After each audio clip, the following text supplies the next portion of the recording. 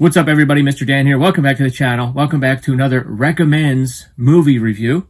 A movie review where I review a film that was recommended to me by one of my fellow YouTube movie fans. And as often has been the case, and as is the case today, this is a film that was recommended by Jason from Horrific Nightmares JM. Now, I believe he reviewed this twice. Perhaps. I know he at least did it for Controversial View. That's what's kind of fresh in my mind, where he talked about some of the controversy behind this film, which has to do with the nudity of an underage Nastassja Kinski. And the movie I'm talking about is the much maligned and kind of infamous, as it was the last Hammer film of the 70s, of that era, before they reconstituted themselves years later, To the Devil a Daughter, starring Christopher Lee and Richard Widmark. So does the movie deserve its poor reputation? As far as the controversy, I'll let you go back and watch Jason's video, Horrific Nightmares JM, Controversial View of To the Devil a Daughter. Yes, Nastassja Kinski was in this. He talks about how they wanted to get Klaus Kinski, who would have been fine with the nudity that his daughter was going to feature in the film, but he passed for other reasons, so they got Christopher Lee. Instead, my memory is not. Go ahead and watch Jason's video, but I think it was that role that they were going to get Kinski for, Klaus. So yes, she was underage, and there's some nudity in this, and this is a little bit of a more modern feeling Hammer film set in contemporary times for when it was filmed, and dealing with possession, and not possession, but cult activity, satanic cult activity. But it was not really. They may have brought it to the screen because of the popularity of films like The Exorcist, and the Satanic 70s were in full swing. I mean, there were even made-for-TV movies in the States that, Devil Dog, there was Satan's this and Satan's that, just a lot of the Satanic 70s. But this was based on a Dennis Wheatley novel, okay? The second Hammer film, I believe, that was based on a Dennis Wheatley novel. The first being the outstanding The Devil Rides Out, okay? It's not going to top this film, and it doesn't, so... But is it all bad? No. And I am going to recommend it as well, but with some caveats in a moment. Now, recently I did pick up, some of you may have noticed, seen on the channel, there was a sale, a Synapse sale.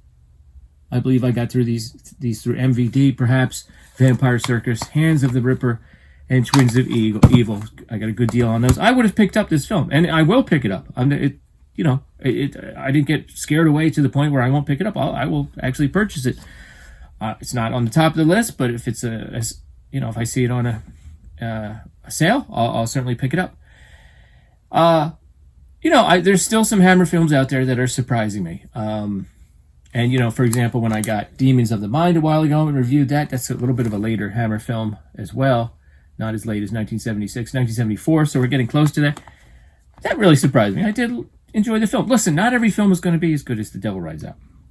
Okay? But what does it have going for it? You got Christopher Lee, who's embracing the evil role this time.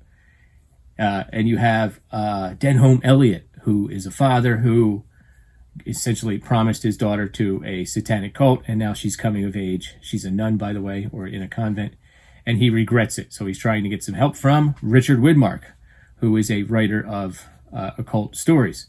So at first it appears that this is just a babysitting job, and Widmark is friends with a couple people, including Honor Blackman.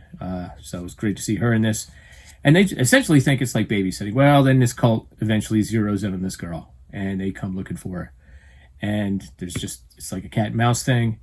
In and around London, I believe maybe there were some early scenes in Germany, because Lee originally was a priest. He was excommunicated. So it's a satanic cult masquerading as a Catholic cell. That's not the word they would use. Parish. I'm not even sure the language, but so they're kind of cleverly disguised right out in the open. Well, Christopher Lee is not going to give up on this girl. There's some pretty good satanic imagery and drawings and statues, and yes, there is a part where they look in a book and they find out some info about this cult and what they're probably going to be up to. It's pretty bloody. It's not the goriest of the goriest Hammer films. It's shot in and around London, which I found pretty interesting. I only spent a little bit of time there, but I imagine if you're of a certain age, that you remember London of that time, it would be worth it just for that reason. There's even a scene where someone runs out of an apartment. They want to cross this little stream, tributary of the Thames. It couldn't be the whole thing because it would be much too wide. But they have to hand crank this footbridge. I guess they just left it to the public to do that and to make sure they weren't going to, hit any boats that were going under. I found that pretty interesting.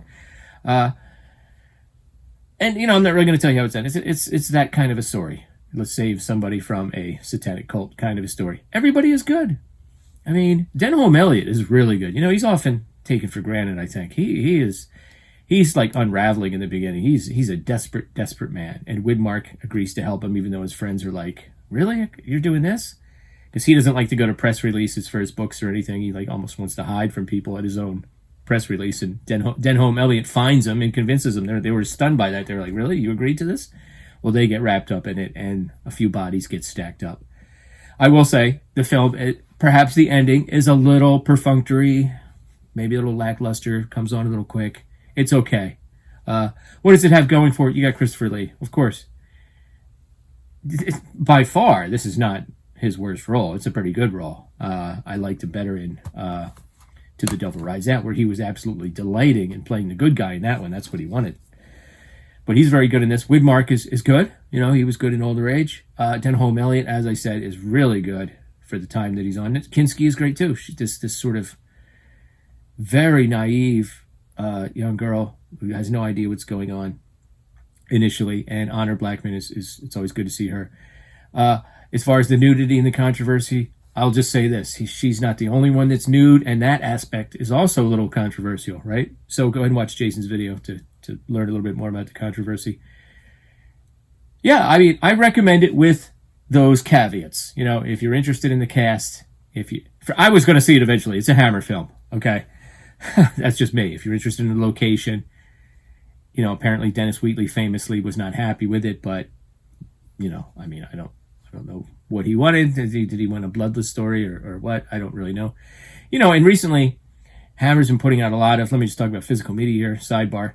They've been putting out a lot of stuff on 4K and reissuing some stuff, which has been great, just to watch the trailers and to be aware of some of the stuff that's coming out. I might not be picking all of it up immediately. They're putting out another version of Dr. Blood's Coffin. I don't have that on my Hammer shelf. It doesn't say Hammer on my copy. I was surprised by that. That movie's not that great. I watched it once or twice. It was okay. I'm not, certainly To the Devil Daughter is better than that movie. And recently I became aware of The Snake Woman. They're putting that out soon. A pretty short film, an hour and 20 minutes or less, I forget. But I saw that was on Tubi. So I went ahead and watched that whole thing the other day. That was very interesting, very quaint. Very much a warm-up for other movies like The Reptile, Plague of Zombies, and things like that. Still worth seeing. I would, if both that film and To the Devil Daughter came out at the same time and I could only afford one, I'd get To the Devil Daughter. The other one is so quaint. The other one would be good for like a compilation, but that's my review of To the Devil Daughter. Have you seen it? What are your thoughts? Go back and watch Jason's review, controversial view after you watch this video, and let me know in the comments what you think. And I have another recommends video coming up. A new YouTube friend of mine recommended a superhero-themed film, which I haven't even taken it out of the plastic, but he gave it a very good review. I'm going to open that up and watch it and review that and introduce you to perhaps a YouTuber that you're unfamiliar with. Okay, thanks a lot. Later.